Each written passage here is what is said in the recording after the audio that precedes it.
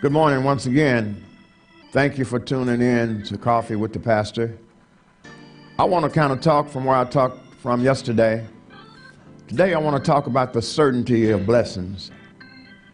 I'm going to use for springboard Isaiah 49:23. Thou shalt know that I am the Lord, for they shall not be ashamed that wait for me. I spoke to you yesterday about being patient and patiently waiting on the Lord.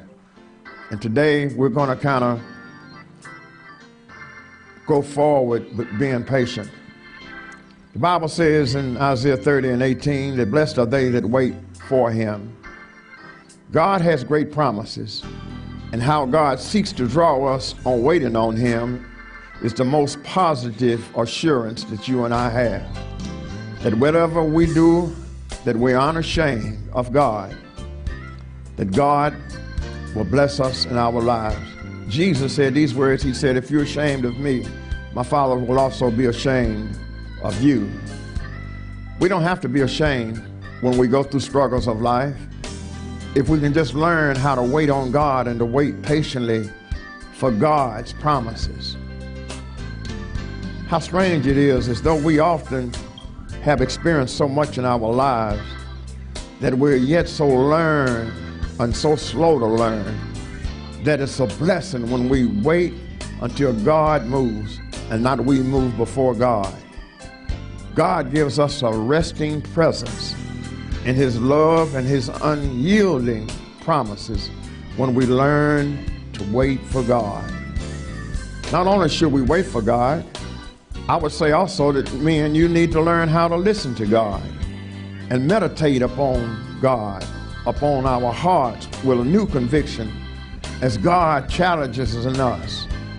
That blessed are they that wait on him.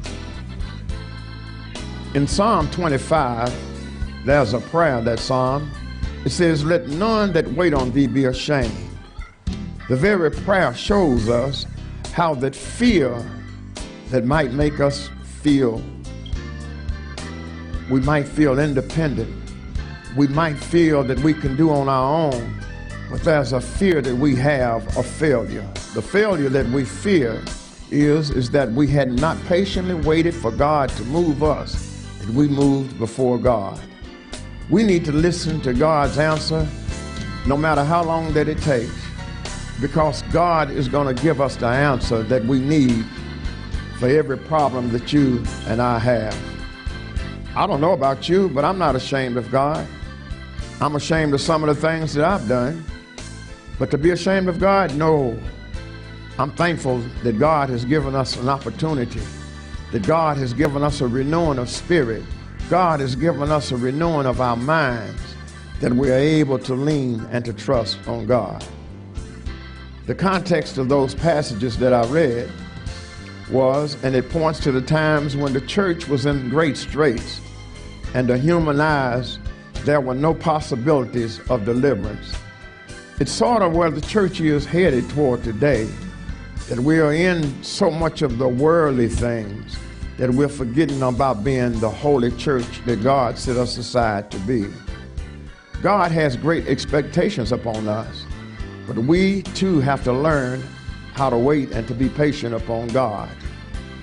We're living in a state, and when I say a state, I'm talking about a state of mind, a state of presence.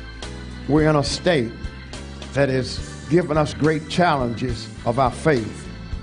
But amid all the challenges that you and I face, God has proven with his promises, God has proven with his power that you and I do not have to live in despair, but only to wait and to trust in God.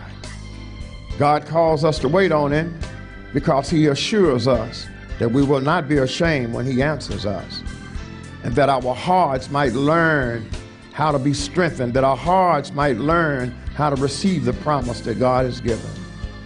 So I say to you today, my brothers and my sisters, God will reveal himself in hidden glory. God will take away your tears. God will bless the things that you are trying to pursue, but you've got to wait patiently upon God. The church depends on God, and God depends on the church. And we must be about God's business to do the will of God. And we must not be ashamed, nor must we fear. May God bless you. Speak a word to someone today that doesn't know the Lord. Let them know that you know God and you know the power of God. May God bless you. May God keep you. And may God forever be in your presence.